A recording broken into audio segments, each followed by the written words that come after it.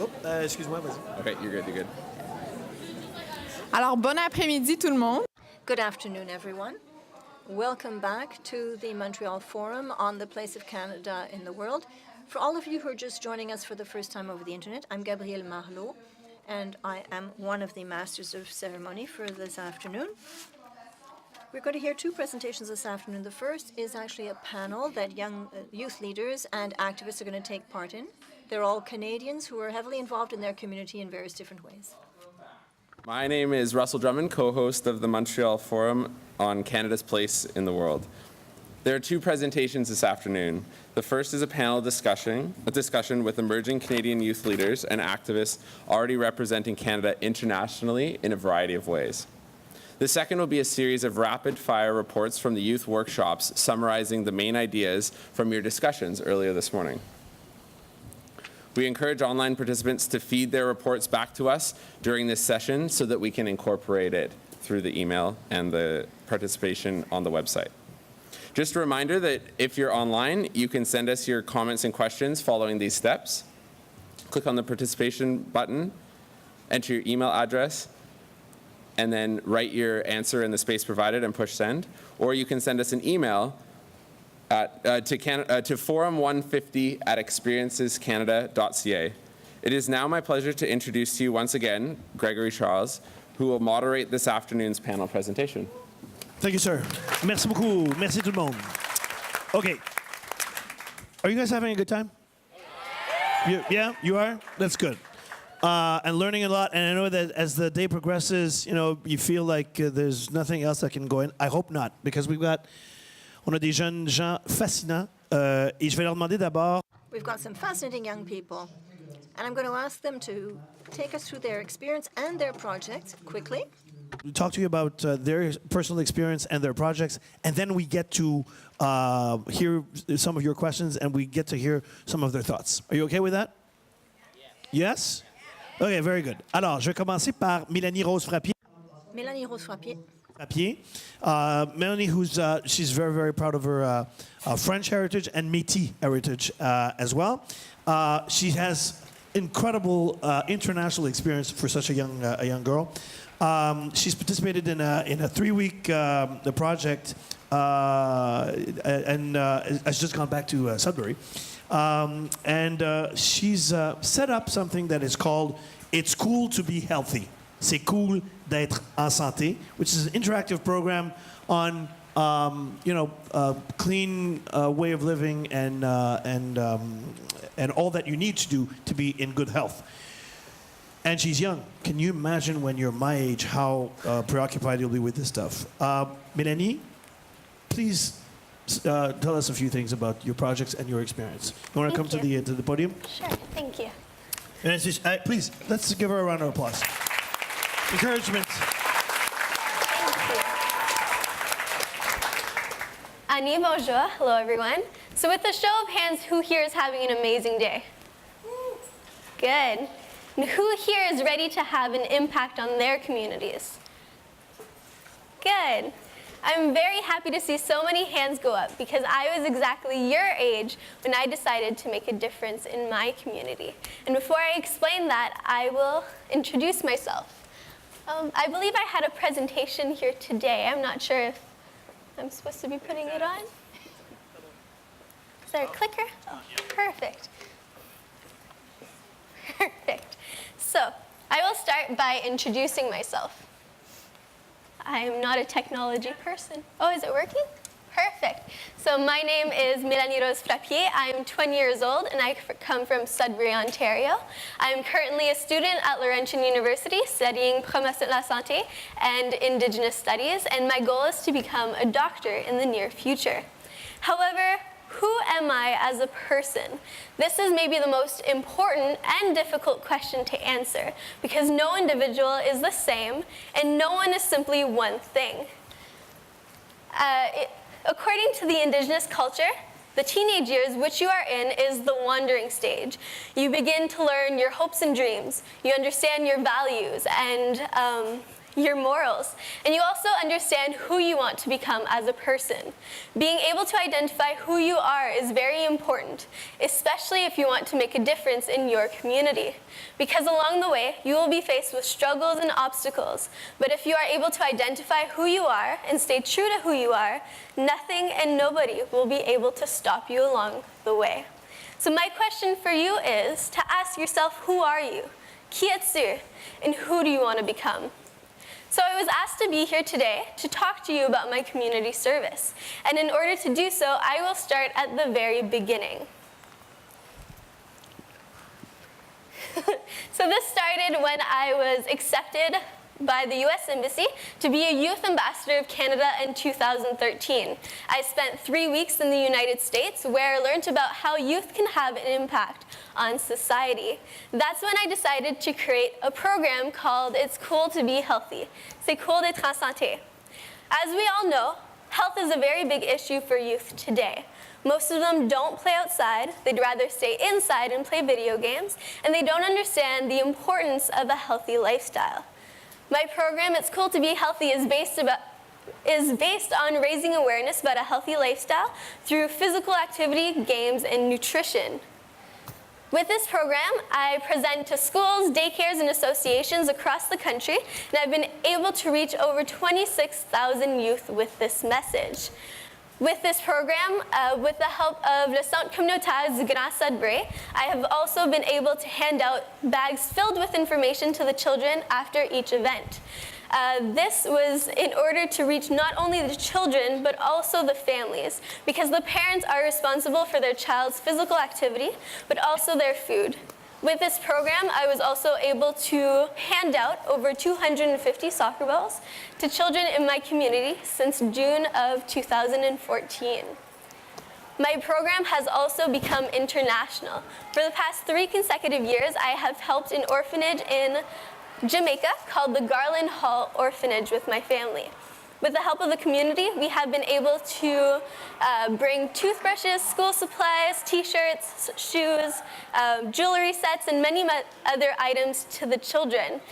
During this time, I spend the entire day with them, I get to know them, and I get to know what they would like for the following year.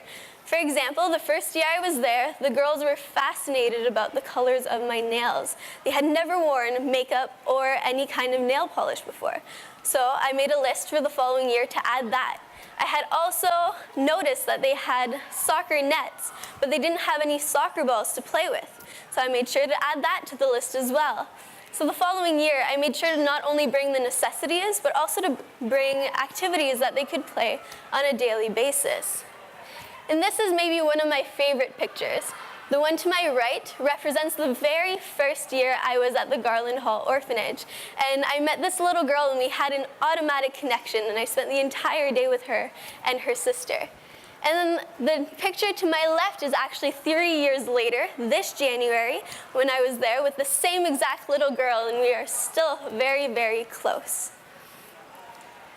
So throughout the years, I have also volunteered my time to several other organizations in my community.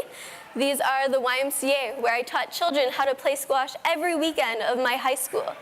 I participated in the Aboriginal Advisory Committee, where we were responsible for the very first Indigenous Studies course within the French Catholic School Board in Northern Ontario. And I was then very happy to be a part of the very first course during my last year of high school.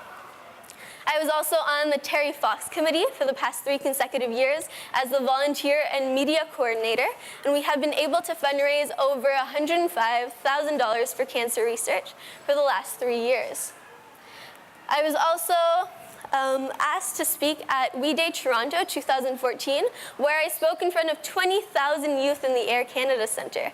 I represented the Métis youth, but also explained the importance of community service and giving back. And finally, I was able to help the homeless shelters in my community last year with the help of my family, where we were able to donate over 425 articles of clothing to the homeless shelters. This April, I was also selected as one of 36 Indigenous youth to participate in the Gathering of Youth Wisdom Conference held by Three Things Consulting. During this conference, we spoke about the struggles and obstacles for Indigenous youth within the education system, and we created a declaration and several recommendations in order to facilitate and help Indigenous youth within that system. And these included deliver mandatory training on Indigenous culture and history for all Canadian teachers, the design of a national core curriculum for Indigenous and non-Indigenous students, to provide cultural resource workers for Indigenous youth, and also to host annual gatherings that engage Indigenous and non-Indigenous students. With this, I was also selected as one of 3 to present this declaration across the country. In June, I went to 6 nations, and then in October, I went to Vancouver, where I spoke in front of Paul Martin and several other educators. On my own, I have also presented to the University of Toronto and York University, where I educated educators about the importance of indigenizing the classroom. So like I said at the beginning of this presentation, you will probably be faced with struggles and obstacles along the way if you want to make a difference in your community. And here are some of mine. My age was a very big impact because I started It's Cool to Be Healthy when I was 16 years old. So when I went into the community for support or donations, some people didn't believe in my dream. Some people said I was too young. And I'm here to tell you that if you have a dream and if you want to help your community, do so. You're never too young to accomplish that. And then there was time management. As a student, I had homework, you had to study. Some of you have jobs and volunteer on a daily basis. You really have to know your priorities. And along the way, I learned that my priorities were my family, school, and volunteerism. And when you know your priorities, you're able to balance your life. For people that like to give back to the community, they always think of giving, giving, giving. But you have to understand that it's also very important to give to yourself. And that's a lesson that it was very hard for me to understand as well. And then throughout the years, I have also been recognized for several awards for my dedication to the community. I was awarded the Top 20 Under 20 Award of Canada, the Top 30 Global Teen Leaders in New York City, the Women of Distinction Award, and the Lieutenant Governor's Heritage Award, with several others. Every single one of these awards were very, very important to me because it meant that I was having an impact on society, and people were listening to my message. So we are back to this question: who are you? With my experiences, I can now say that I am proud to be francophone and métis. I'm the founder of It's Cool to Be Healthy, and I'm an Indigenous education activist. I have also learned that my culture, health, and community service are lifetime commitments to me, and my family is my #1 priority. However, my question for you today is, who are you? And who do you want to become? Because I say to start now, start today. No matter how old you are, youth can set new goals and redefine what is known as impossible. Thank you. Merci. Miigwech. Thank you. Wow. So, you know who you are. We know what you are. You are busy. That's for sure. And so are our next guests, nos prochaines interlocutrices. Il s'agit de Bree. Bree and Haley Hollinsworth. Description of what they do and who they are in your program. But at the same time, it's fun to read the end before you read the beginning. What it says is the Canadian Sisters are committed to creating sustainable clothing, sharing their story, and helping to inspire youth to fight for what matters most to them.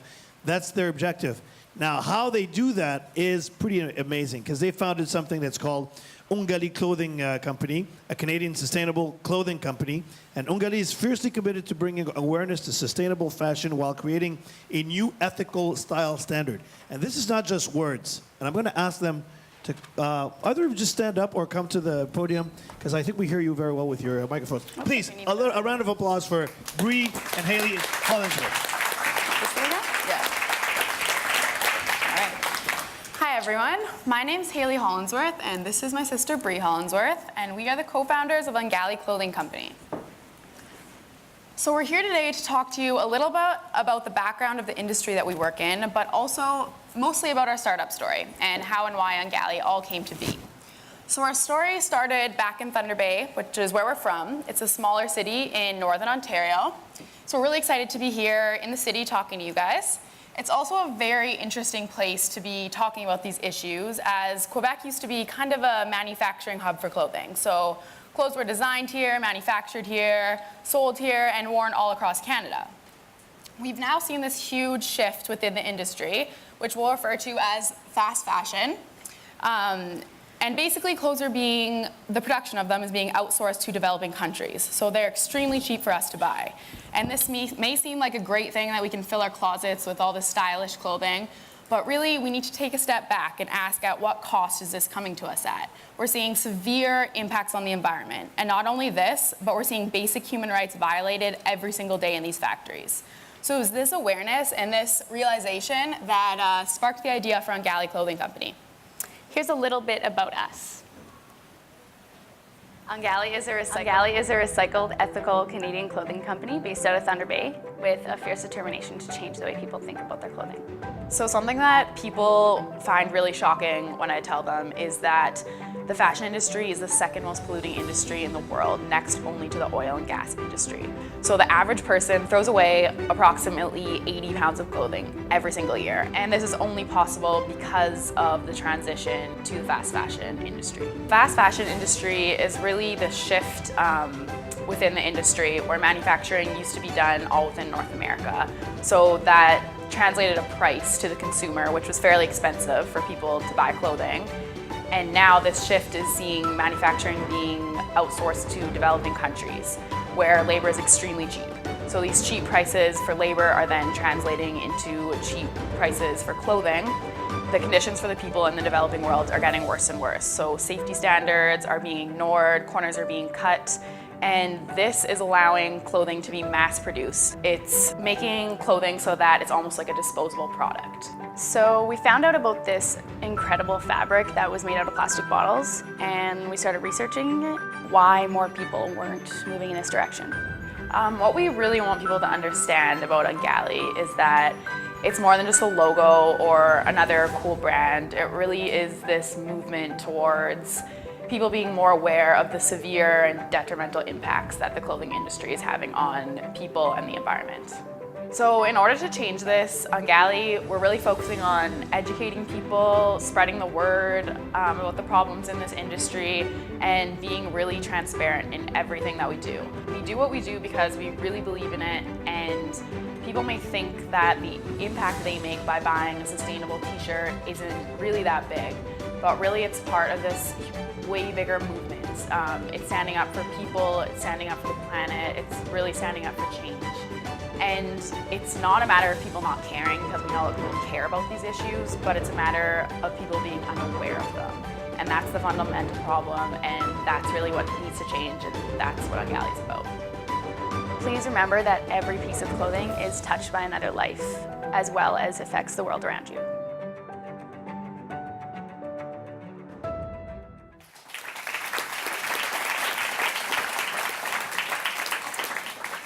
So there's a little bit about where we are now. Let's get back to how we got here. So after deciding nursing wasn't my path, I started working at a clothing manufacturing plant, and my sister got a job there in the summers when she was home from university. This is where we really saw firsthand, started to notice the huge amount of waste and the carbon footprint that the clothing industry has on the world. All right, so we knew that we, in some way, had to contribute to changing this. So the factory that we were working at, the bookkeeper there, she was trying to help us figure out exactly what we were going to do about this, and she stumbled across this fabric called recycled polyester. So as you can see up here on the screen, recycled polyester is made from recycled plastic bottles or any type of PET plastic. So basically what happens is it's washed, it's melted down, it's put through kind of like a shower head type nozzle, which then turns it into thread. So then it's weaved into fabrics and sewn into clothing. So this, along with recycled cotton and organic cotton, is what the majority of Ungali clothing is made from. So we had the idea, but next we needed to come up with a name, something that was going to be really impactful, people were going to remember. And I was going through a stack of books one day, and I found a story that my mom used to read us when we were younger called The Name of the Tree. And I started reading it, just reminiscing of my childhood, and I realized that the story really fit with what Ungali is trying to get across. So the name of the tree in the story is Ungali, And what's really special as well about this story is that our mom introduced it to us, and a huge reason for why we're here today is our family is incredibly supportive. Okay, so now we had an idea for our company, we had a name for our company, so now we needed t-shirt designs, we needed a logo, so we realized we needed an artist. So that took about a year to find the right artist. We went through a lot of friends that were artists, people we found on the internet, and we eventually stumbled upon Jordan, who's pictured in the top right. So he's done all of our logos, all of our designs for our t-shirts, any ads, and he's still with us to this day. So at this point, we really realized how incredibly crucial people were going to be to our journey. So we needed people who understood the vision, who saw the vision, and who believed in it, and who are going to be around for the long haul.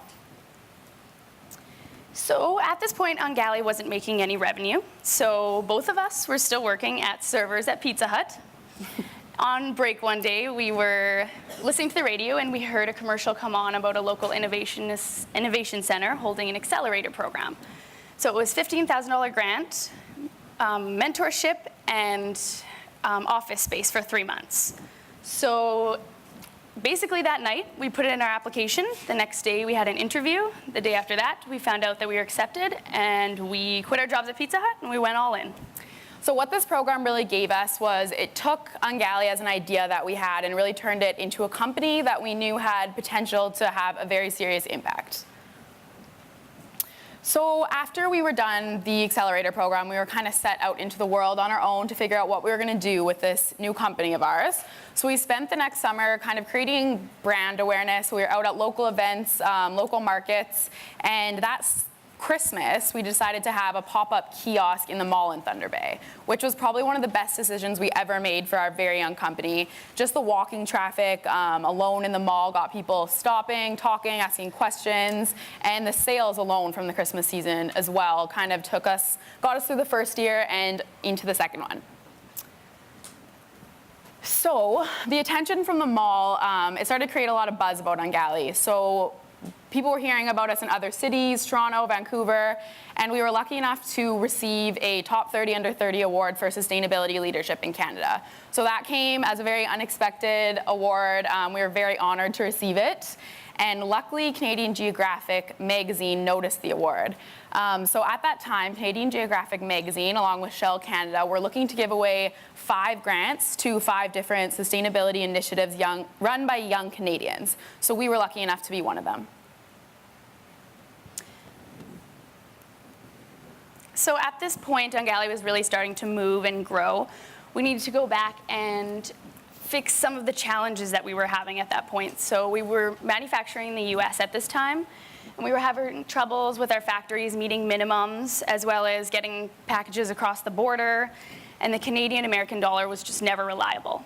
So with this new funding that we had, what we were able to do, and something we wanted to do for a very long time since we started, was we brought everything over to Canada. So we were able to hire Canadian designers, Canadian pattern makers, we were able to meet minimums in the Canadian factories. So we were really proud of this. It was something that meant a lot to us from the very beginning. So what we want to leave you guys with today is just know that as you start your companies, your charities, whatever it is that you do, know that people are going to have their opinions, they're going to have their advice for you. So always take it, digest it, consider what they have to say, but stay true to your vision and to your word. So basically, in conclusion, the fast fashion industry has brought every single one of us in this room a lot of things. But if we want to live in a more sustainable world, we need to remember that they are in fact just things. And it's the cost of these things that helped us start our company. It's the reason we started our company. It's the reason that we're here speaking to you guys today. And it's the cost of these things that are going to keep not only us, but every single one of you fighting for a better world and a brighter future for Canada. Thank you guys so much. We're excited to hear your questions. Thank you very much, Bree and Haley. Thank you very much.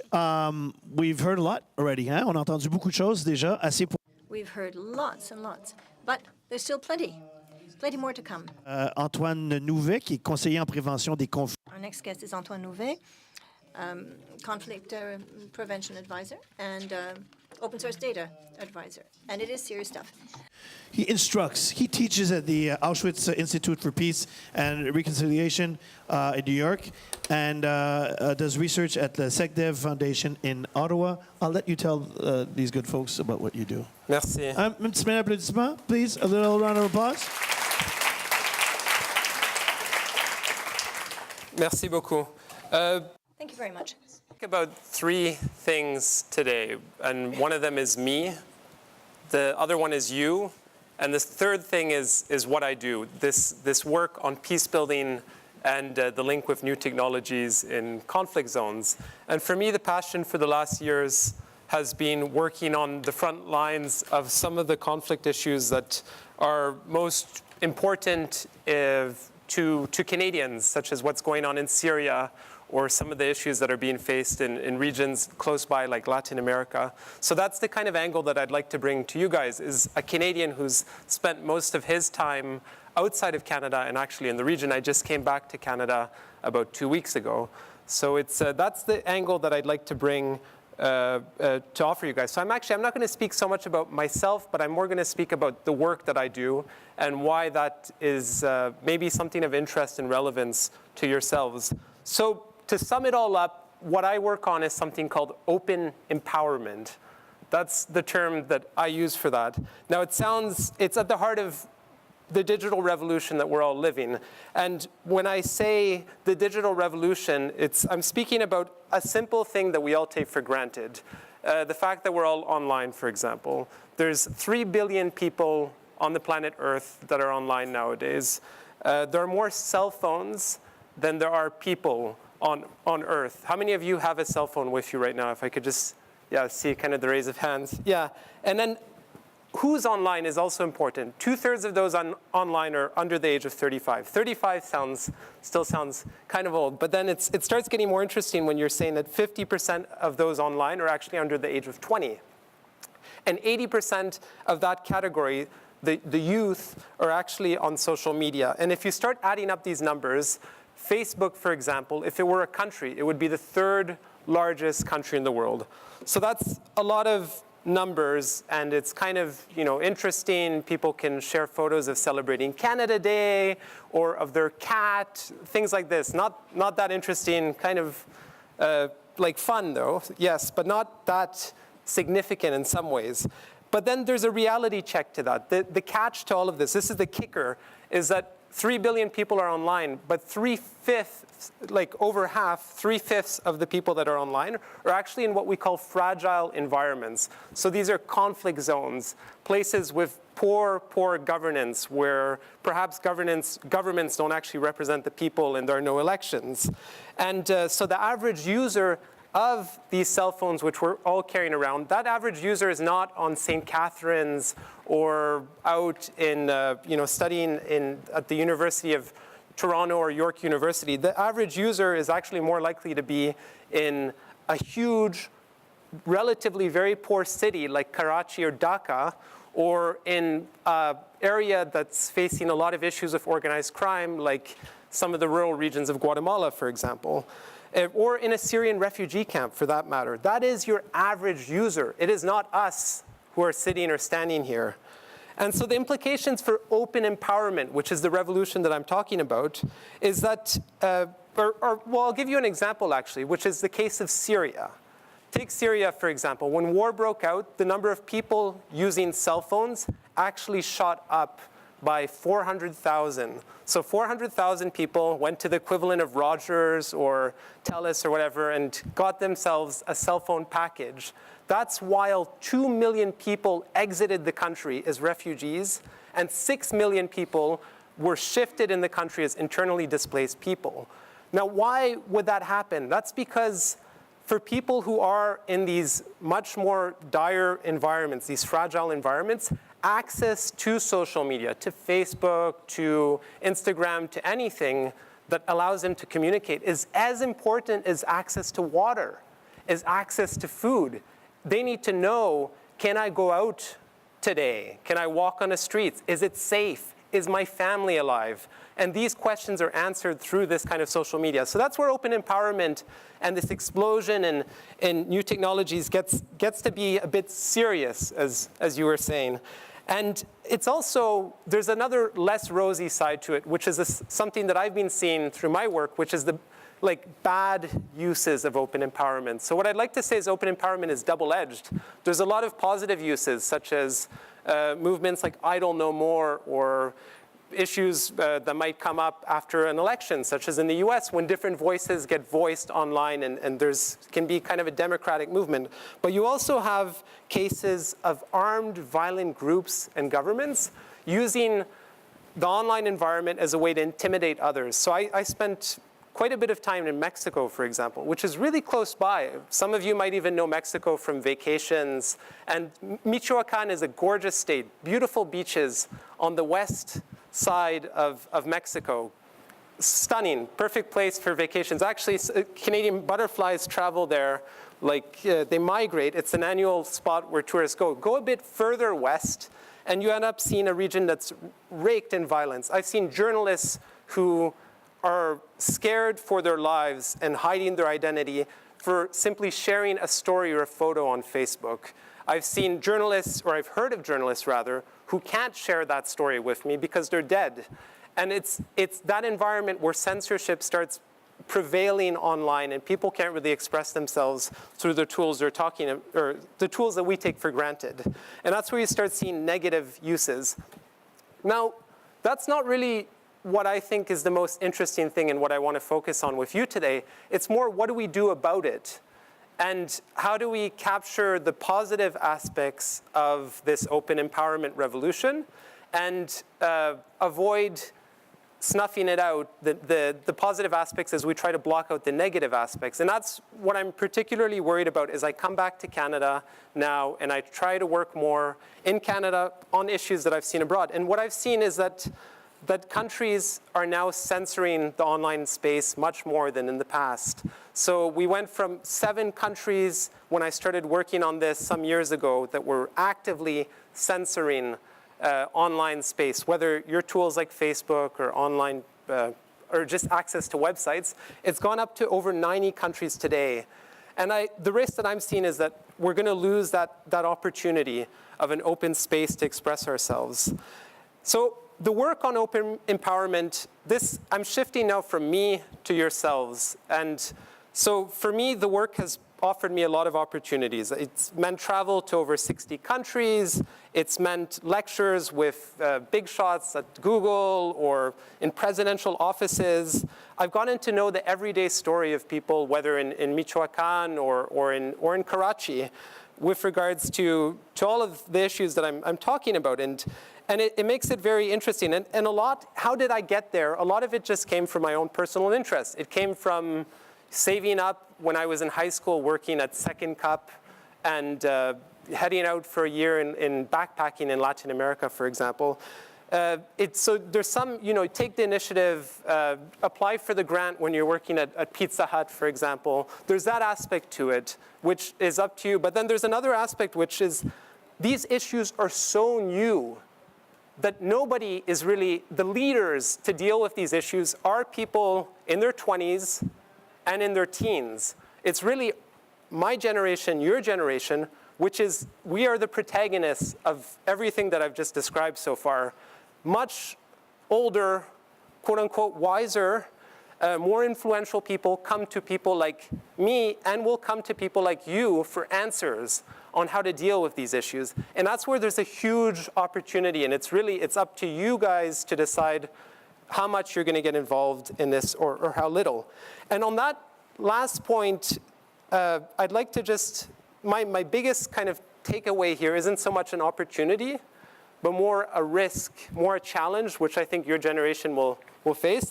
And it's all summed up in one word. So if there's one thing I want you to remember at the end of this from my talk is one word, which is a word called homophily. How many of you have heard the word? How many of you know what homophily means? I didn't know what it meant like 2 years ago, so I wouldn't be surprised if, does anybody know what it means? So homophily comes down to the idea, it captures the notion of birds of a feather flock together. It means that you like people who are like you. You like people who kind of look like you, who think like you, who talk like you, that's the people you work with. That's the people who tend to be your friends. That's the people you tend to agree with. There's nothing new about this notion. It's been going on for ages. But what I'm particularly concerned about as I see these changes, this open empowerment revolution, its positive sides and its negative sides, and our response to them, is that it's getting way more tempting and easier to block people out as we kind of practice this way of sheltering ourselves in similar views, similar viewpoints. We don't really want to engage with others. And what I mean by how it gets easier is, like, here are a few anecdotes. How many of you how many of you are on Facebook, for example? So a bit, yeah, most. And how many of you are kind of annoyed of all the crappy, sad news that you get on Facebook constantly, it seems? It's just news stories that are getting shared everywhere, from the US, from Syria, et cetera. How many of you are sometimes just fed up of seeing bad news on your wall? Yeah, so about half of you. And then how many of you have unfriended a friend because you find what they say really annoying? So definitely most of you. So that's a very simple, and frankly, it's a bit more of a benign example. It starts getting a bit more serious about how easy it gets to block people out and how much we don't realize how much we're blocking out opposite views. And so, for example, there's the element of state censorship, which I mentioned. Governments are increasingly saying, we're going to decide what content should or shouldn't be online, which that's a debate that needs to be engaged much more openly and actively by all of us, especially your generation. The next thing is that platforms allow you to censor increasingly. Since the US elections, for example, and since the rise of ISIS, Daesh in the Middle East, platforms like Twitter and Facebook have made it easier for you to filter out words that you find are disturbing, upsetting. So you start being able to create this kind of idealized world environment for yourself, which is, and very easily, there's also the fact that you might not realize it, but most of your social media platforms are run by algorithms. Basically, computers are deciding which friends you engage with more easily, which content you see. Basically, they try to predict, these algorithms, what content you'd find most enjoyable. Sounds nice. The problem is it increases this phenomena of homophily, where you start just seeing what you want to see. And the issue is that you'll start having train wreck situations where you have Brexit, or you have an election in the US, for example, that surprises everybody, either on one side or the other side, because they're not actually engaging with other views. That's just a small example of events that we're going to start seeing happen more and more, I suspect. And I really think it's up to your generation, up to my generation as well, to those in their 20s and their teens, to not create this kind of fortress Canada where we try to block out all this negative news or this bad stuff that's going to be happening through the open empowerment revolution everywhere from places like Syria to Mexico, but actually engage it in a much more open way. So that's a bit about me, about what I do, and why I think it really matters for you. Thank you. Thank you, Antoine. Merci beaucoup, Antoine. Thank you, Antoine. To introduce. Don't you find all of this extremely interesting? Can I get a response? Don't you find it is it extremely interesting? So let's put some pressure on Sadia Rafikoudine, because she's the last one to present. You've got to be extremely interesting. She is from Pakistan. Originally, her parents moved as refugees in 1990. She's a freelance journalist, a photographer, a writer, covering an array of human rights stories, both international and domestic. She's currently experimenting with a number of mixed media storytelling initiatives using film, photography, and radio. Her intention is to produce national exhibitions that create space for healing between Indigenous and non-Indigenous peoples in the process of reconciliation. She works for human rights. She's like a modern-day Martin Luther King. So please, let's give a round of applause for Sadia Rafikoudine. No pressure. No pressure, Martin Luther King. Hi, everyone. Nice to see you all. So my name is Sadia, and I am a human rights advocate and journalist. And I'm here today to speak to you because many, many years ago, I was sitting where you're sitting. And I had a very different definition at that time of what Canada is than I do now. And my definition now has evolved and changed because of all of my experiences abroad. So to all of you sitting here today, Canada can mean a very different thing. To me, when I was growing up, I came, as Gregory said, to Canada with my parents as refugees. We were fleeing persecution in Pakistan. We arrived and we came here to Mississauga, Ontario, which is in Ontario. And I lived there in a fairly sheltered environment in that I did not see the violence that I had initially seen in my childhood.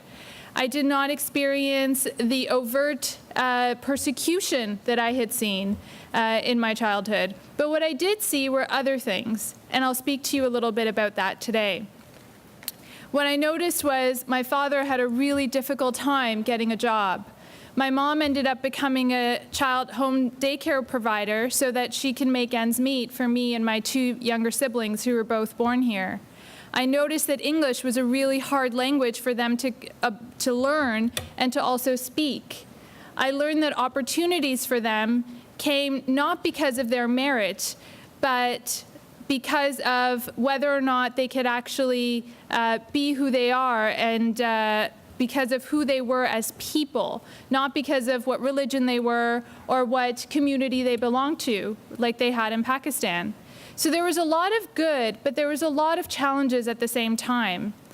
And as I grew older, I decided that I wanted to be a part of making the world a better place. I wanted to make it different from what I had seen as I was a child. And I wanted to make sure that any refugee who was coming here had an opportunity to become who they wanted to be and to reach their full potential. So I decided I wanted to pursue my education. And at the time, my family wanted me to get married and have kids. And I decided I didn't want that. So I pursued a full education. I got a full scholarship to the University of Toronto. And that opened the doors for me to pursue what I wanted to do over the summer. And that ended up changing what I saw in terms of how Canada viewed the world and how the world viewed Canada. When I went to South Africa, my friends saw Canada as an opportunity where race did not affect what jobs you got or what opportunities you got or what schools you could get into.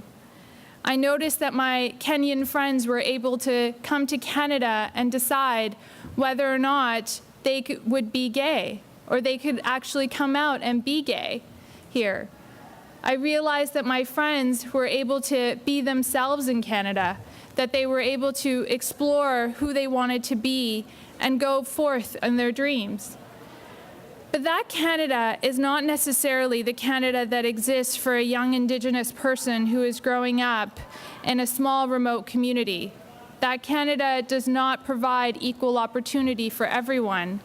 And I realized that I wanted to be a part of that process of creating a more equal Canada.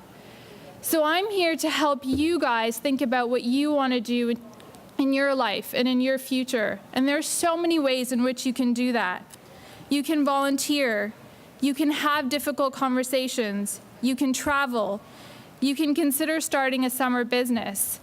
So I ask you to think deeply about who you are and what you want to be, and explore the possibilities for your own life. Thank you. Thank you very much, Sadia. Okay, so 4 extremely interesting different stories from 5 young people. I don't think everyone's given their age. You're 20, you guys are like 23, 25. You're like, he's 14. Antoine is 14. He looks really mature. And Sadia is 11. I'm kidding, but 5 young people. You've heard these stories now. I hope you find them inspiring. J'espère que ça vous inspire, que ça vient vous. I hope you find this inspiring and that you might follow their example. Hear from you. You must have at least a comment, or even better, a question or many questions for our guests? All of them or one of them? I'll go. I'll go myself. I don't think it'll be fine. Young man, your name is? Jonah Sider-Eckenberg. You want to stand up? Yeah. I'm from Ottawa, Ontario. I had a question for Monsieur Nouvet. You talk a lot about censorship in terms of oppressive regimes around the world. How do you think that governments around the world, and especially the international community, can come together to dissuade oppressive regimes from censoring their citizens' right to free expression? Sorry, can you repeat the last part? How do you think that the international community can come together to dissuade oppressive regimes from censoring their citizens' ability to express themselves online? You get that? It's a serious question for a serious guy. So, your answer. Yeah. Oh, maybe I'll take a few more questions. That's good. Not because we don't want to answer yours. We'll get a few altogether. Yes, ma'am. Ma'am. Your name? I'm Tarneet. I have a question for Sadia. Do you think coming from a refugee family helped influence the way you view Canada and the world? Okay, I'll let you think about that for a second. Let me go over there. Yes, sir. Smiling guy. Get up. What's your first name? Jay. Jay. So what's your question? It's for the Angali sisters. My question is, you said that it took a year to find the perfect artist for your logo, right? So that's a long time. So, the whole entrepreneurial process for you guys, I really want to know, like, how long it kind of took and what drove you to, work so hard for that long time. Yeah. Okay, so we'll start with 3, and I'll get some more questions. We start with 3. You want to go first, Antoine, Sure. Yeah. with your serious question? I think the biggest point that I'd make is that it's not about what to do to dissuade governments that are, let's say, authoritarian to not censor. It's more about what we should not do. So let's say you have governments that are pro-openness in government as well as the internet. We have to lead by example. It's a super complicated, long way of saying you shouldn't do unto others as you don't want done unto yourself. Or how are we going to compel governments to not censor their internet online environments to not do so in an untransparent way, instead to do it in a more open or transparent way? How are we going to persuade them to do that if we don't even do it ourselves? So I think that's the slippery slope we're on right now, as we start behaving, at least with regards to censorship, in some aspects in the same way that these bad governments do. And then it becomes a lot harder to have to compel them to do anything. You good with that answer? He's content. That's what he said. That's very good. Thank you, Antoine. Let's go to the question that she had for you, Sadia. So for me, is this on? Can you hear me now? It is Okay, on. great. We can hear you. Being a refugee gave me insight into both the possibilities that exist in Canada, but also the things that don't exist in Canada. And though I'm incredibly grateful for the opportunities I've had here, it certainly made me realize, and push myself to a degree that maybe I wouldn't have. I don't know how things would have played out if I wasn't a refugee. But coming here as a refugee at the age of 5 gave me a sense that I had to push myself 5 times harder. I had to work, 3 jobs to make ends meet. I had to make sure that my siblings were being taken care of while my mom was doing the home daycare so that they could bring, food on the table. So I grew up with a lot of this insight that now I see, the country and the direction that our country is going in.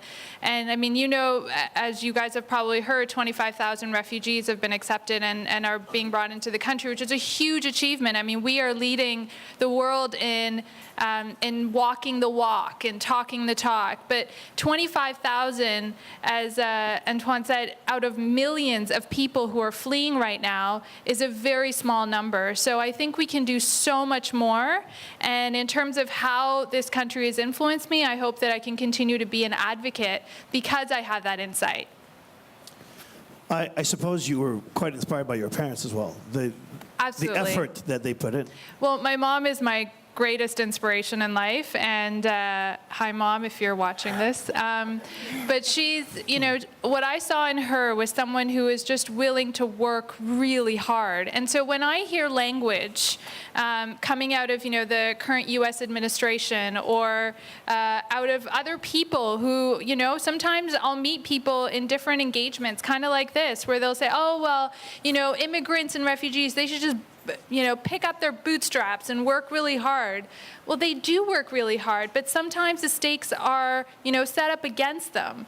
If you have a name like Sadia Rafiquddin and someone's going to look at your resume, they're going to say, well, I wonder who this person is. I wonder if she can actually do the job.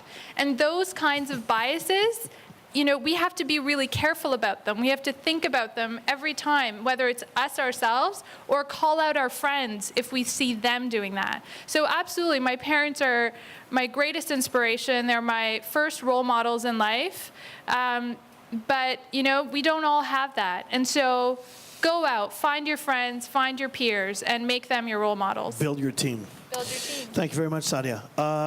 The sisters, Haley, Bree, who wants to give him some insight on how long it took to find the perfect artist? Well, it took a year to find the artist, but overall, before we even had our first product on our website, it was almost 3.5 years. So, the ideas were there, but what kept us going was that no one was doing anything about it. We have every resource in Canada to be able to be doing something, and no one was. So that's really what kept us going. And also the same, our family, our mom, who's here actually at the back, was our biggest inspiration, and she always had our back, so. She's not working at Pizza Hut. Because someone had to replace you guys. Definitely need your team. Yeah. Thank you very much. We have a question coming in online. From Nova Scotia. Yeah, okay. Ethan from Nova Scotia has a question for Antoine. Do you think that we can actually use technology to overcome homophily? To overcome which? To overcome homophily. Homophily. Homophily. Yeah, you're a big word. Well, I think what the surprising thing is when the internet became a thing and it grew and everybody started taking it for granted. It used to be a very kind of obscure new technology. The idea was that it would bridge everybody together. It would break homophily. It would be suddenly there would be no barriers between countries, between cultures. You could be friends with somebody in Shanghai when you're based in New York, and all of that was very new and exciting. And the idea was that it would shatter homophily. So that's actually been the assumption for ages, is that, well, at least for ages, since the internet came out, that new technologies would be the way of overcoming homophily. And the big surprise has been that it's proving to be the contrary. That's what we're starting to see really very recently. In the last 5 years, maybe, that's become a topic that a lot of people are catching on to. And I think issues like Brexit, for example, the amount of surprise that caused, the amount of surprise on both sides with how the US election turned out, the Colombian peace process, for example, is another example where people are realizing that they're out of touch with other conversations. So I think the answer is that, yeah, the assumption was that it could, and it's up to us to make sure that it still does. But that depends on how we work with those new technologies. Thank you very much, Antoine. I can take a few more questions. Are there questions on this side? I did not want to discriminate, but I ended up always being on that side. You have a question? Come to me, please. Come to me, young lady. And your name is? Sophie. Okay, Sophie, what's your question? What is the biggest failure that you've had to overcome to anyone? And I really liked your jacket. That's very good. Okay, so who wants to answer? Or maybe we get an answer from all of you guys. Biggest challenge you had to overcome? Go ahead. Don't. It's a lot of them. No. Yeah. Yeah, there's a few There big were? ones. Okay. But anything that stands out as being the biggest problem? The biggest challenge to overcome? I mean, None? for us, it's the competition we have, the fast fashion industry. Like, we're still overcoming that. It's a huge challenge. It's massive, so we're working away at it. But that's definitely the biggest. I would have thought that the obvious answer would be get started. Because once you start, once you're going, it's a step and another step and another step. But getting started, I mean, quitting that job at Pizza Hut, that's isn't that the hardest thing? Getting the ball rolling? Yeah, I guess so. I mean, it's one of them. Yeah, or realizing that the ball is rolling. Yeah. Like you can kind of start pushing on whatever your project is, and you won't see any benefit for maybe like the first half of that journey. And it's often, you only see the results, kind of the fruits of your work way later on, and that's where you have to have faith. And or patience. Patience or just determination.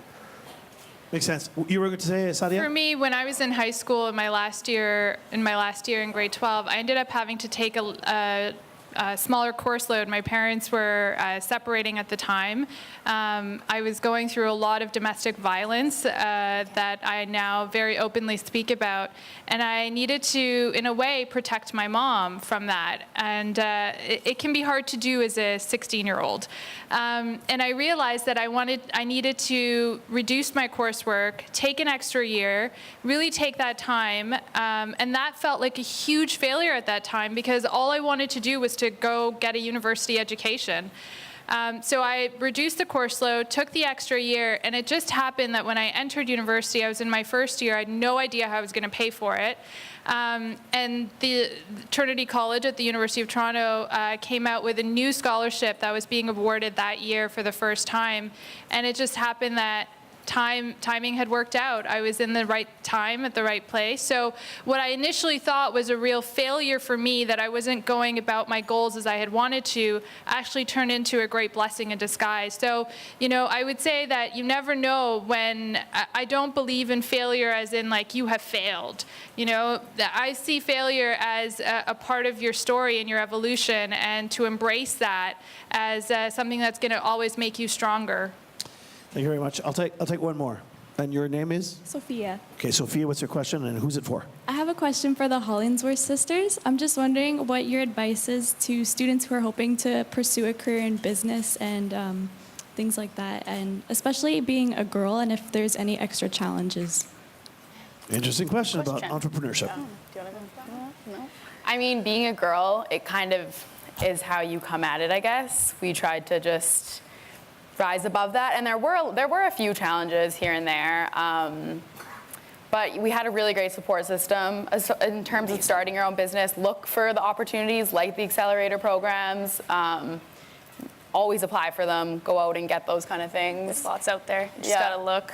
There's lots of people out there that are going to support you. But yeah, there's lots of help out there. Like, there's so many people who are willing to give you their advice and whatever you need, really. So make sure you keep your eye out for it, basically.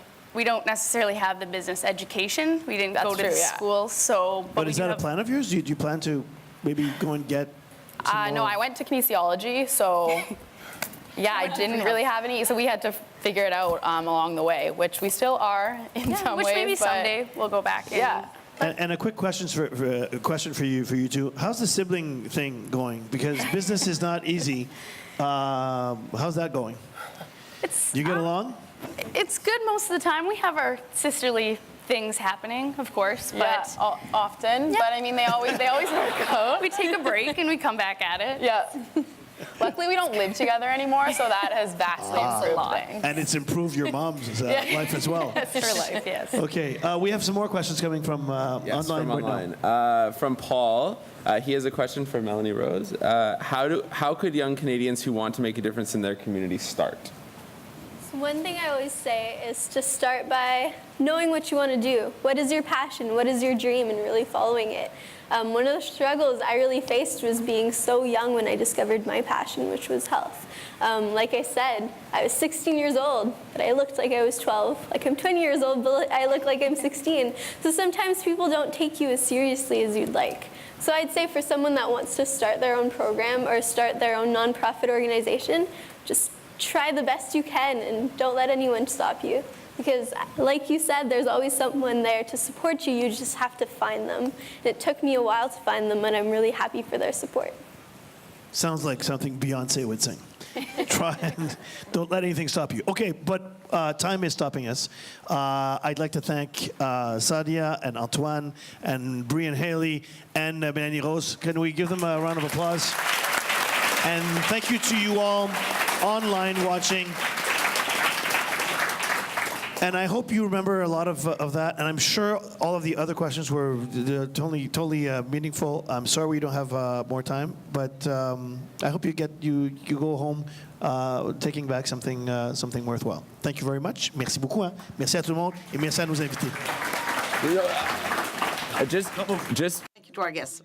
if we could please have Barath, Vanita, Tarneet, and Gordon come on up. We would like to thank these fabulous speakers and give you a gift on behalf of the forum.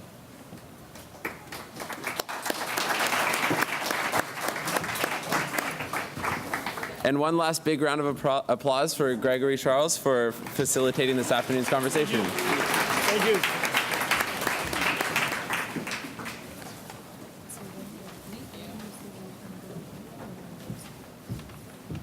Okay, thanks, guys. Thank you. All right. Yeah, thanks so much. We'll let you move on. After you. Thanks again. Thank you. Thanks. It's fascinating. Oh, we'll get them to it. Got it to them.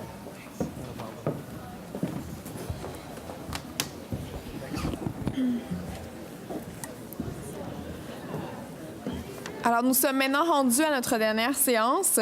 Nous aimerions vous offrir la possibilité de...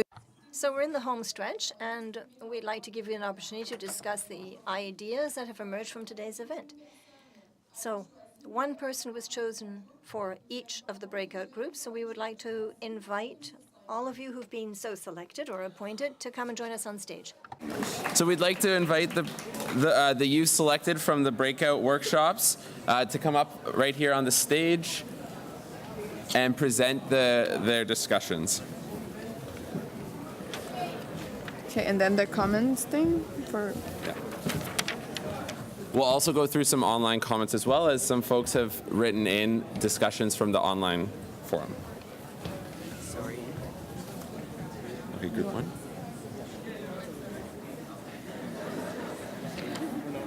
Okay, so we're gonna start with the first team. So team one, group one.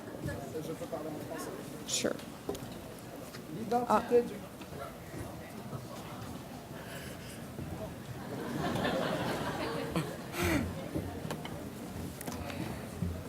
L'identité du Canada est bonne.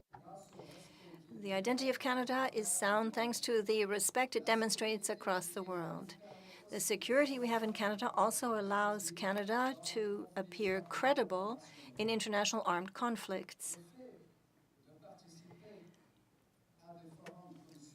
Taking part in forums such as this one also makes it possible to see or learn what young Canadians think of this beautiful country, Canada. Across the world, Canada is known for the values it expresses, but it is also known for the natural resources it owns and its renewable energy resources. And speaking of renewable energy resources, Canada is a leader in that field and should maintain that status.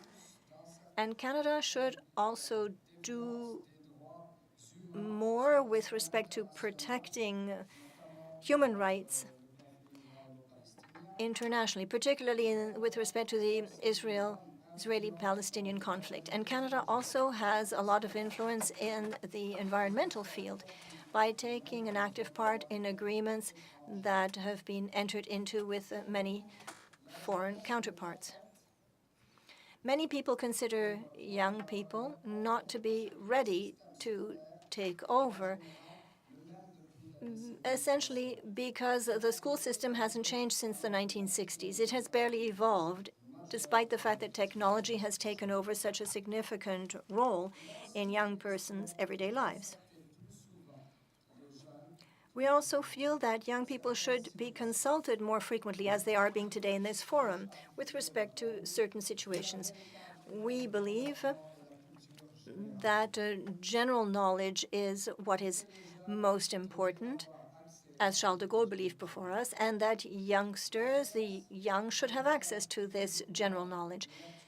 The young should be more aware of regional, provincial, federal, and international news and current events, which is what would allow them to develop their judgment, their critical judgment to analyze situations they face. I'd like to conclude by saying, long live Canada, long live youth.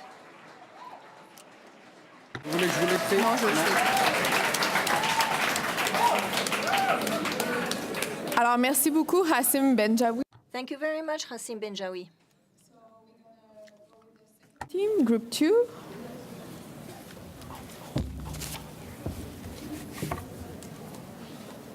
Hello, my name is Reese Watson, and I'm from Porter Creek Secondary from Whitehorse, Yukon.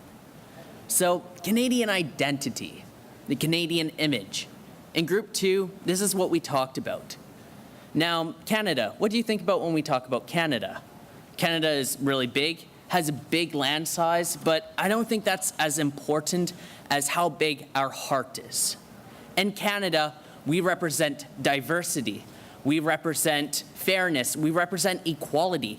All these things are amazing. We are known for this. I mean, as a show of hands, how many of you have traveled internationally, like to Europe or South America? See, that's amazing. And I'm sure when you're there, you can see just how good people treat Canadians. Now, they treat them so good that you can see Americans trying to put maple leafs on their shoulders, trying to pass themselves off as Americans. Now, Canada, our nationality, our neutrality, our diversity, and our kindness.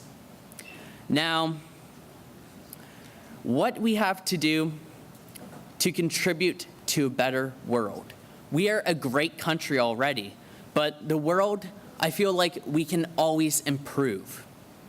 Now, we're totally, right now you heard about the Syrian refugee crisis, and I feel like Canada, what they can do better is to help direct their focus towards foreign issues, such as the refugee crisis. As well, I feel like as Canadians, we can contribute a better lifestyle for all our youth.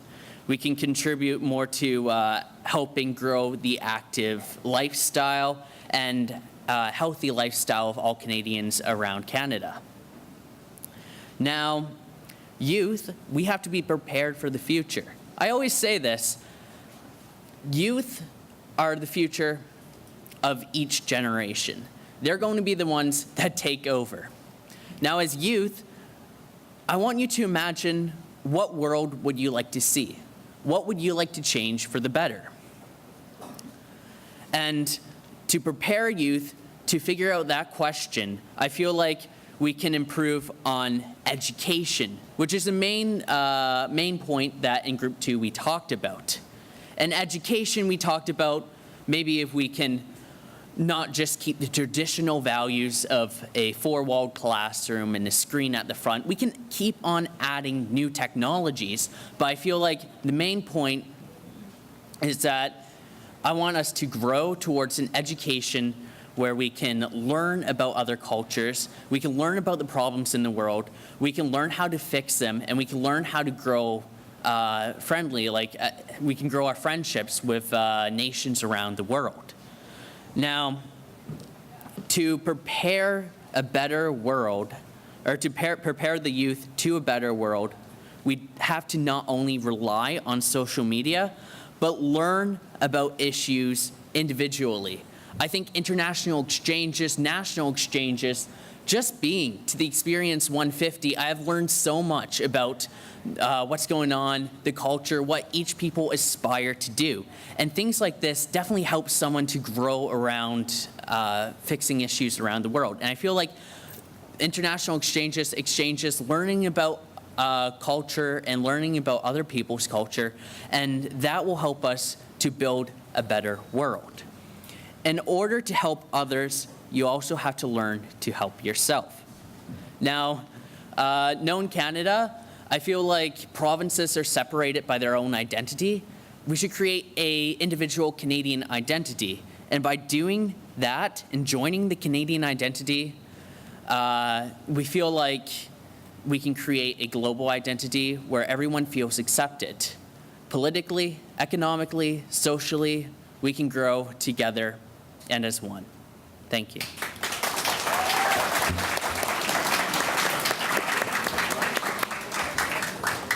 Thank you, Group 2. I'm going to just read, is it okay if I just read an online one and then we'll get to Group 3? So we'll just head online here. I'm going to read a response to question 2. And it says, while Canada's municipalities do have initiatives set in place to achieve environmental sustainability, I still believe the country needs to play an even more active role in the global environmental stewardship scene. This country, our country, is the second largest country in the world in terms of area and is made up of 15 terrestrial and 5 marine ecozones. It accordingly needs to establish itself at the forefront of the global movement towards environmental sustainability, because the actions that we take affect the entire world.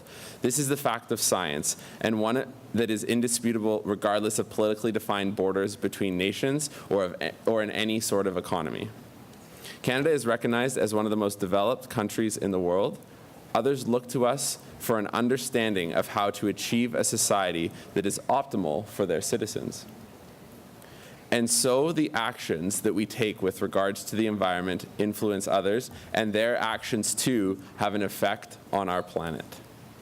But I think achieving a greater positive impact on world issues like climate change needs to start from the bottom and work its way up.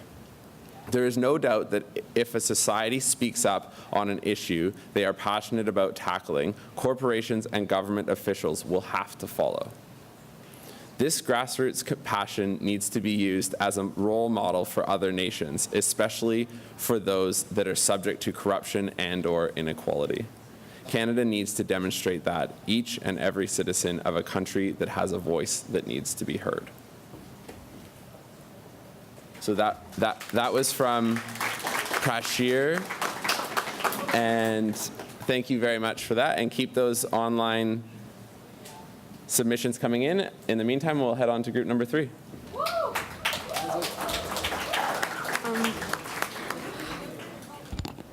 Hi. So I was in the group number 3, and we talk about, for the first question, we talk about what Canada do, what is Canada global identity, and most people say respect and be polite. When we go abroad, people say when we say we're Canadian, people like, oh yeah, Canada. People are respectful and they sociable. So also for the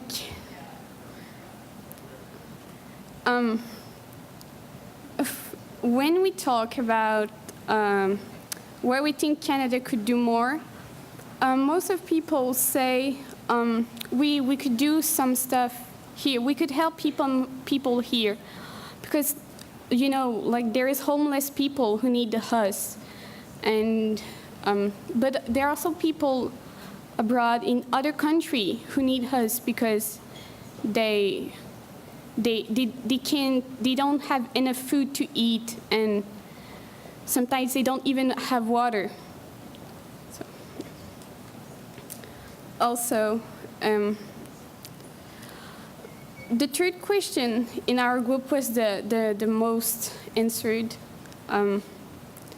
People think they are enough prepared to participate in the global world. At my school, we teachers talk a lot about this, and I think they'll do more in the future. Also,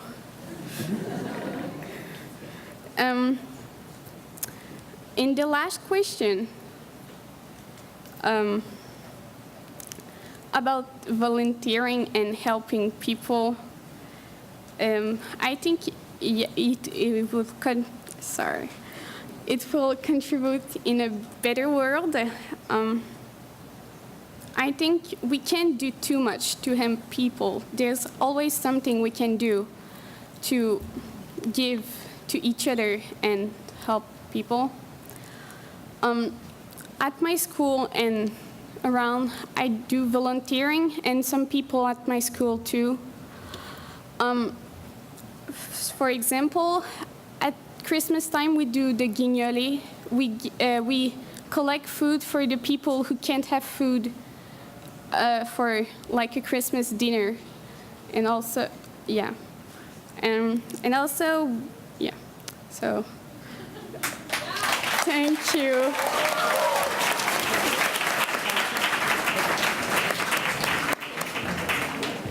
Thank you, Group 3. Group 4. Hi. So my name is Angela, and I go to Napanee District Secondary School. And my group talked about a lot of stuff, but we talked about two main things that we wanted to share. So the first thing we were talking about was food, like food worldwide. So how we should talk about food in school more. So we should have education about food, because our school has a greenhouse, but we really only put like flowers and stuff in it. So we were talking about maybe how we can take it to like the school board, and we can ask them if we can have a class where it teaches you how to grow food, and then it teaches you how to cook it too. So it would be like a hands-on class for everybody to do, because a lot of people take one course in our school, but they only like the cooking aspect of it. So we were thinking we could do something about that. And we were also talking about education about food. So like how, like learning what goes into our food and learning where it comes from, and how to properly make food, like grow it. And then we were talking about how we could make interesting videos and stuff about how to grow food, and then we can put them on social media, and it would get the word out there about it.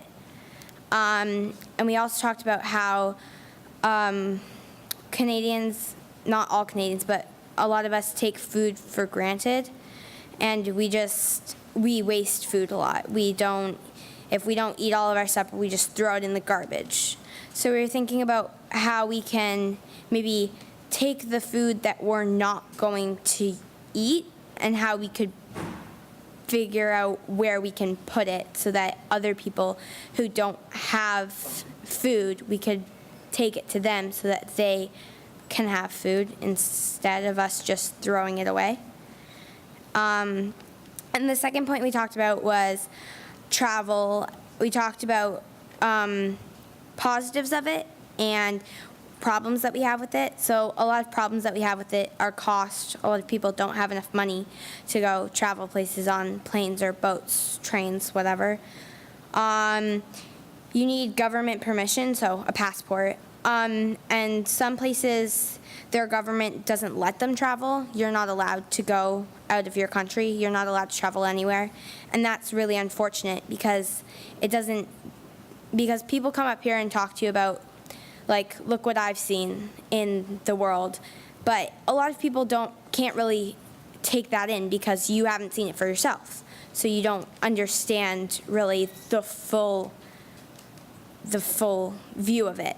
So if you could actually go there and see it for yourself, you could be able to actually take it in and see what you could do to change it. And another travel problem we talked about was that some places don't have boats or trains or planes or anything, so they can't go anywhere, even if they wanted to. And then we had a positive of travel, and it gets you to participate in the world around you. It gets you to see poverty, see everything else that we could potentially change, so we could go there and change it. So that's it.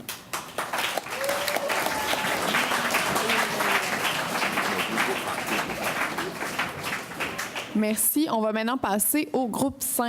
We're now going to move on to group 5. Hi, everyone.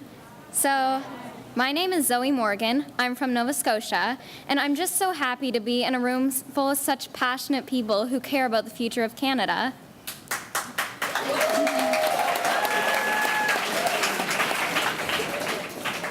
So, Canada's place in the world. What comes to mind when you think of Canada? What comes to mind to people in other countries when they think of Canada? Well, it turns out Canada is much more than just maple syrup, blue-nose boats, hockey, and beavers. Canada is such a diverse country, and it's not only diverse in people, it's also diverse in landscape. Just think about it. There's the Maritimes, there's the prairies, there's the Rocky Mountains. There's just so many wonderful things in our country. And the 150th anniversary is a perfect time to get together and talk about the issues and the opportunities that Canadian youth face. So, Group 5, we talked about many things. We focused on multiculturalism, education, and basically finding a cause, sticking to it, and nurturing your passions. So, first of all, multiculturalism. Like I said, we're a very diverse country, and we have so many things going for us. We just have so many different people, and I love how we just all get along together. We are all very, we all are very accepting towards each other, and the thing is, it's also a problem if there's too many, there's also a problem because sometimes diversity can cause conflict, but we're still working towards that, and we can change it, because if we not only accept our differences and celebrate them, we can create synergy and achieve so much more things. Another thing we talked about is the education system. I know it's not perfect, and in my opinion, it's been around for a long time, and there are certainly many things we can do to change it.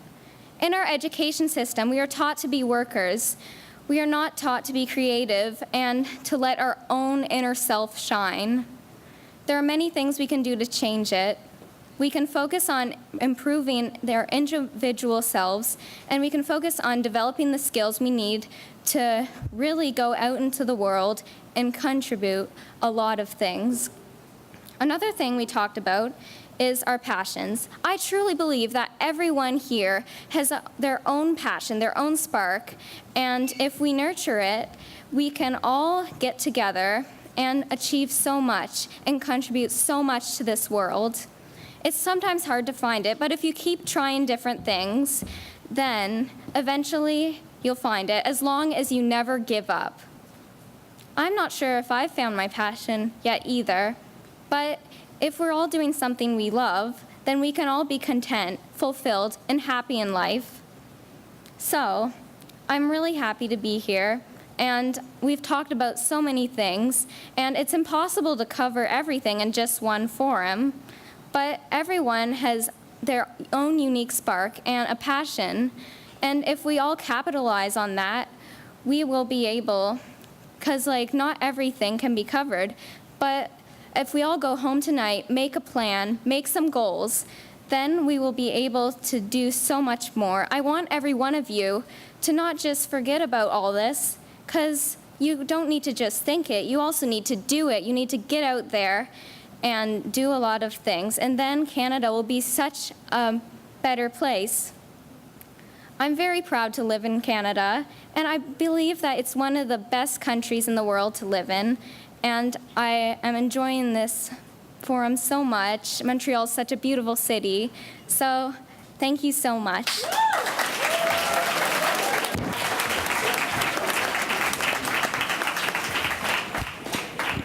Thank you, Group 5. We're going to do one last online, and then we'll get to Group 6 and 7.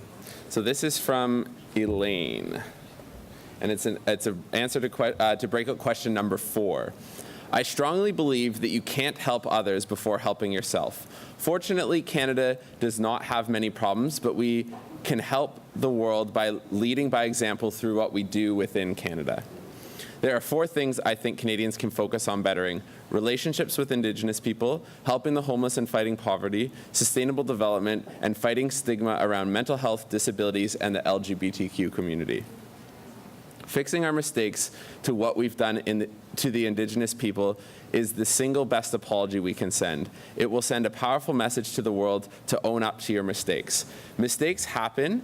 We are not perfect, but what we do after the mistake is always what's more important.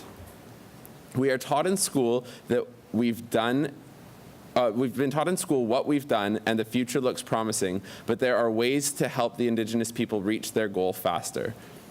Many times we turn a blind eye to homelessness in the big cities in Canada, but a world without homelessness is possible. There are things we can do, and like Daniel said this morning, the sooner we say it's enough and take the final step, the sooner we can solve these issues. Poverty issues are usually stuck in a cycle, but with help, I believe it is truly possible that everyone can break that cycle. Thirdly, sustainable development.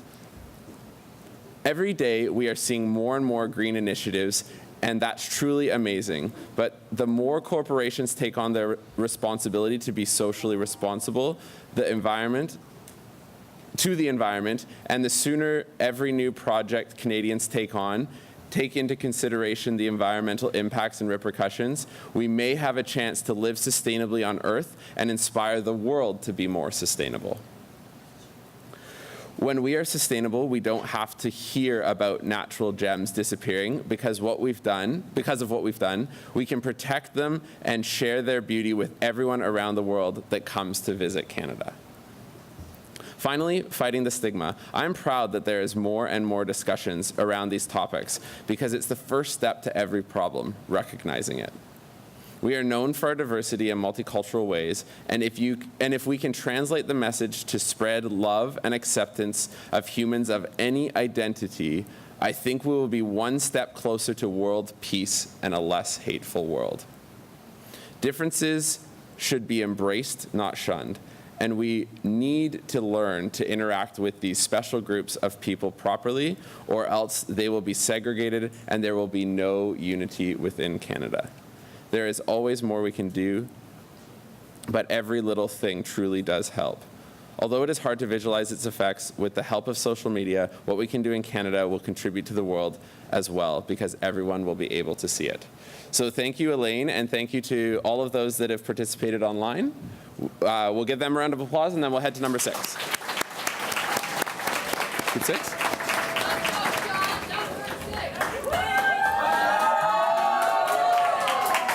Hi, my name is Sean Thorne, and I'm from Mississauga, Ontario. Hi, Sean. Hi. In Group 6, we looked at a lot of wide and varying topics, but they all reflected one sentiment: improvement through the means of government action, and most notably, education. In looking at areas where Canada does too little, we looked at our inadequate peacekeeping and involvement in the UN. We stressed that it's important to up our involvement in enforcing UN mandates. We then shifted to feminism. As a country that recognizes gender equality and is a front runner in the world for gender rights, we found that it was a problem of our inadequate representation of women in our parliament. There's only 26% of the seats in Parliament are made up of women, and we believe that it's important to make running for office encouraging for young Canadian women. We then shifted to homelessness, stressing it as something that's important for governments to solve, especially in the cold climate that is Canada.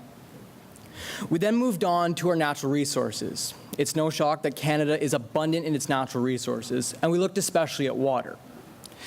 In the next couple of years, our changing global economy will make fresh water an important global commodity. And as such, we stress that it's important to place protections on our water to ensure ecological responsibility and fiscal responsibility. The final thing we talked about where Canada does too little is our Aboriginal problems.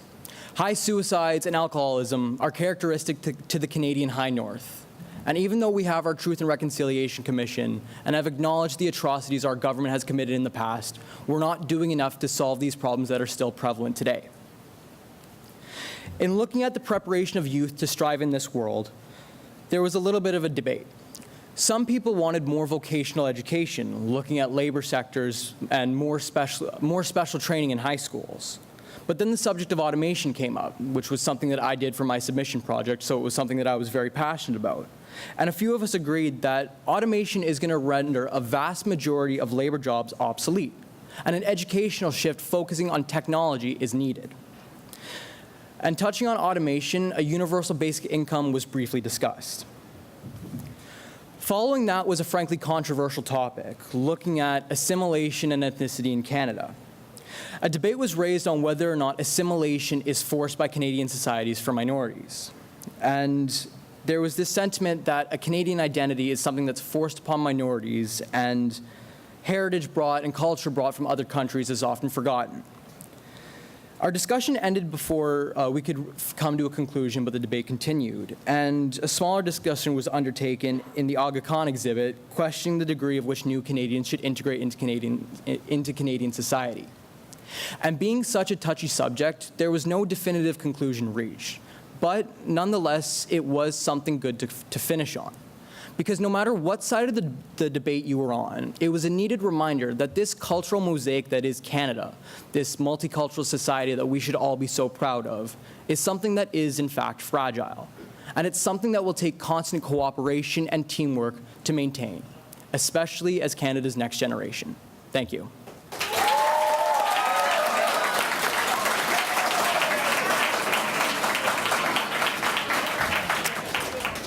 Merci. So on invite le dernier groupe. The last group is now invited to come and speak.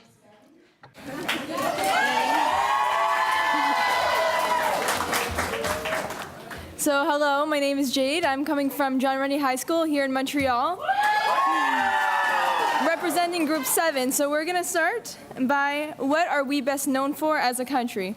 We are best known for a land of the opportunity, as in health, education, jobs, and many more. We are friendly and open to immigrants. We represent freedom. We are also very diverse. We talk about religion, culture, and ethnicity is something very known, especially here in Canada. We also have very great relationships with other countries and people surrounding us. Everybody who knows Canadians know that we are friendly and kind people. So, for the second question of what we can do to improve our country is to start locally and build up. So we can identify our strengths as something we are good with. We are definitely good with conflict, and we always accept other cultures. We make sure everybody feels included, and we are very kind people. But we still have a lot of work to do. We always can start from the bottom up, which means volunteering and helping homeless shelters and other people of our community, because it's always great to lend a helping hand, and every single one of us are able to do that. So how could we increase in helping our global world?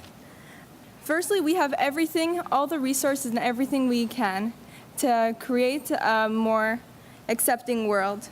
We just need to teach kids how to use our technology and the strength to create a better future for Canada.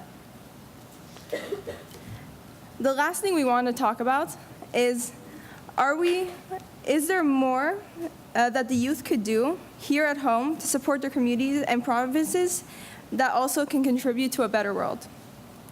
Well, first of all, we could establish that doing community work could become a daily hobby, because I know as us, like for the majority of us, as kids we were very much encouraged to join sports or cooking or Girl Guides or a bunch of things that can help ourselves, but we never been encouraged, for myself personally, to go and join community work. And just doing that as a child and learning to help others could become something of a daily basis, and every single little task that you can do can build up to a better future for yourself and for the people around you.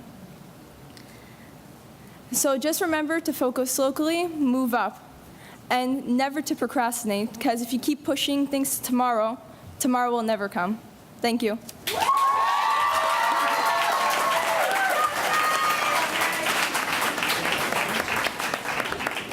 Alors, ceci conclut la période réservée aux présentations des jeunes. Merci.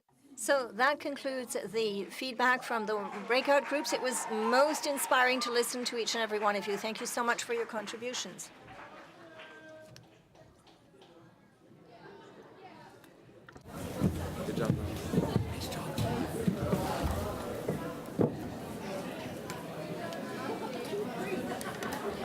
in English, No, by the way. it's you. Okay. This, right? Yeah, but No? Okay, are you sure? Okay. We are almost finished. Bien, presque terminé. Il y a quelques petites choses qu'il nous reste à faire et quelques petites choses que nous devons vous communiquer avant de terminer le forum.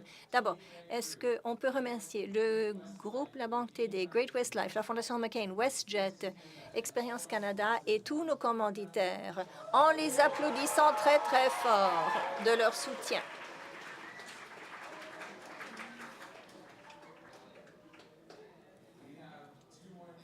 Il reste encore deux choses qu'on va vous demander de faire avant de partir. D'abord, nous allons distribuer des formulaires d'évaluation. Ça s'en vient. Alors, pour vous qui avez participé en ligne, un lien vers le sondage sera affiché à la fin de la session et un autre vous sera envoyé par courriel. Nous vous prions, s'il vous plaît, de prendre le temps pour remplir ces formulaires d'évaluation. Nos bailleurs de fonds au ministère du Patrimoine apprécient le feedback, les commentaires des participants au programme que le ministère appuie. Et votre collaboration, votre rétroaction permettra au ministère d'organiser d'autres manifestations de ce genre à l'avenir qui seront encore meilleures que le forum d'aujourd'hui.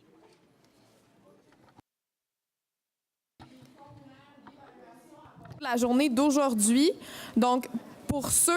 We're distributing evaluation forms, so for those of you who are taking part online, you're going to be sent a survey link. It'll be sent to your email address, and for those of you who are here in person in the room, we would really appreciate your taking the time to fill in this brief survey. Then we also need your help to determine who's going to be selected to go to Ottawa. You can vote for yourselves, but you can also vote for somebody else.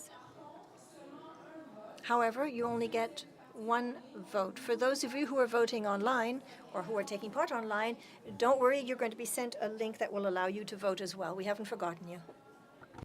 Okay, if we can just have your attention for a few more minutes. The next thing that's going around is the smaller paper, and that is a ballot form for you to complete. You can vote three. You can vote three on-site participants here. You can vote 3 times, up to 3 times, and online participants, you can vote 3 times for who you would like to represent you at the National Forum in Ottawa. This is in June.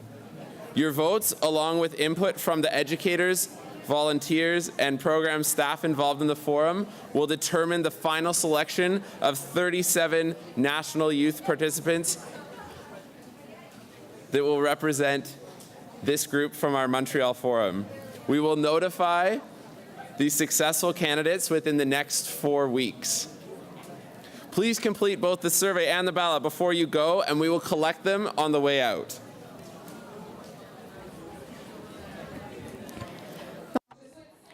So I would just like to remind you that for the 14 to 19-year-olds, you have 2 more opportunities to be selected to go to Ottawa by taking part at the next youth forums, 16th of May in Halifax and 25th of May in Winnipeg. You can go to the experiencescanada.ca website /150 to find out all the details about speakers and the live streaming hours for those 2 events.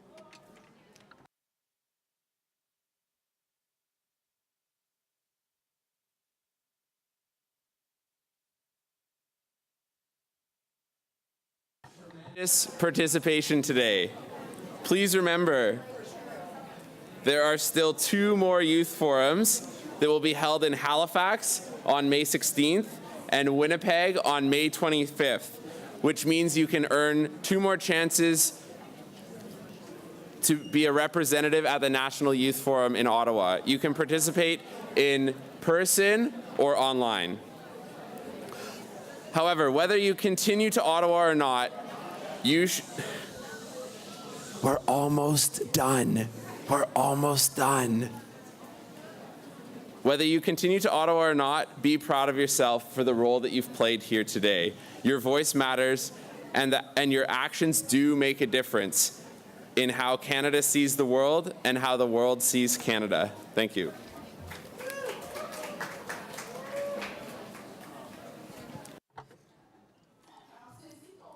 So this concludes the forum. Thank you to each and every one of you for your participation. It was truly inspiring to see you all and to hear you discuss the place of Canada in the world.